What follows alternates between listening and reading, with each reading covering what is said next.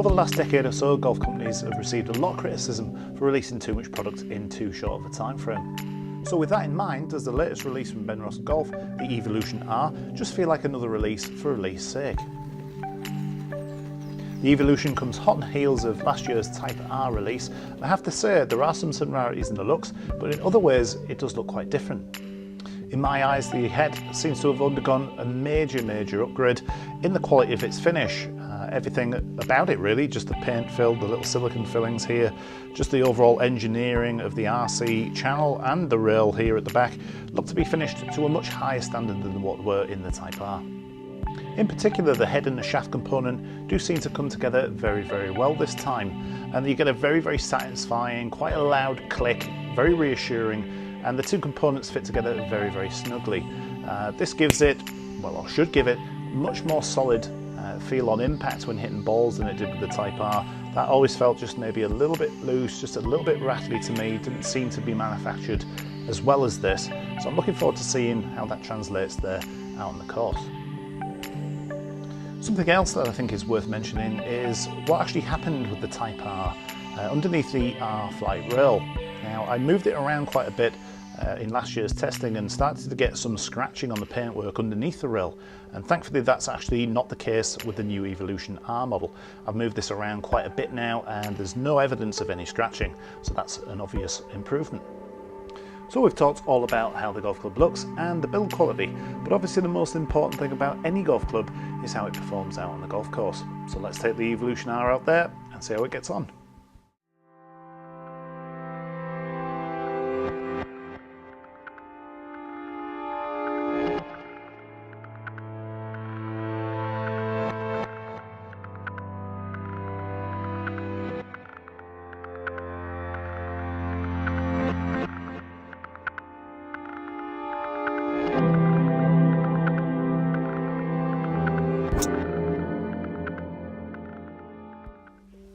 So I'm back from the golf course, and the first thing I'm going to be talking about is the looks of the golf club again, but I think it's really worth mentioning something that Benross has improved dramatically, and that is the look of the golf club from the very top, the top leading edge.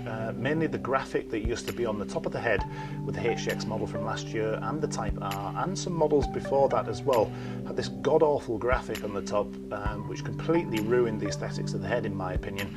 That has thankfully gone and been replaced with something much smaller, and it looks far better sat behind the ball. And we'll get onto the performance in a moment, I promise, but I'm going to mention one other thing regarding the looks of the Evolution R, and that's just how square it sits behind the golf ball. Certainly in the setting that I had it set in, I had it in neutral weight setting, and I had it in just 9 degrees standard with the sleeve and the shaft, and it sat fantastic. The top edge, bottom edge and the face all married together to give it a very square look behind the ball, something that better players tend to appreciate.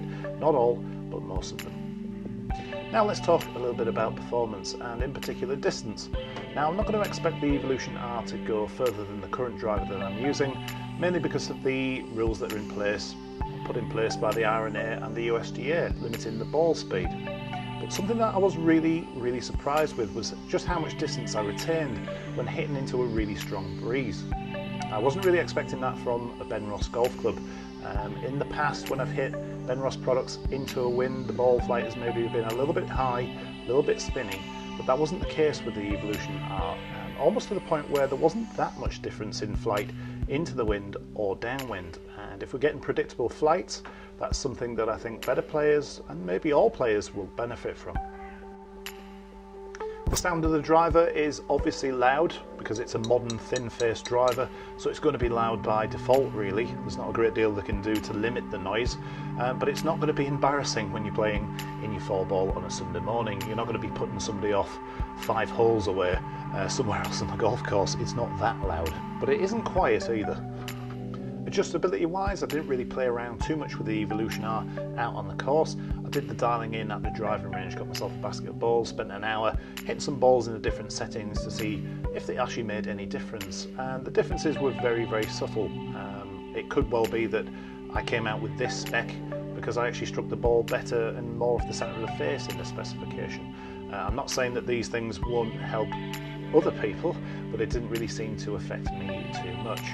One thing that I did like was the way that the club actually sat in the 9-degree setting. The other settings didn't maybe look quite as good for me. It could well be just the fact that it sat nicely in that setting meant that I hit the ball better, maybe just a bit of a placebo effect, but that certainly does exist for golfers. If it looks good, it's more likely that you're going to hit the ball well with it. And if you're thinking about maybe toying around with the R-Flight rail and the sleeve, maybe leave that up to somebody that knows really what they're doing, because they're going to be able to help you fine-tune this just to squeeze out those extra few yards for you if they can. And as always, if you've enjoyed this video, please give it a thumbs up. If you've not subscribed to my channel yet, please make sure that you do so. More reviews and tips coming very, very shortly. But until then, enjoy your golf and take care.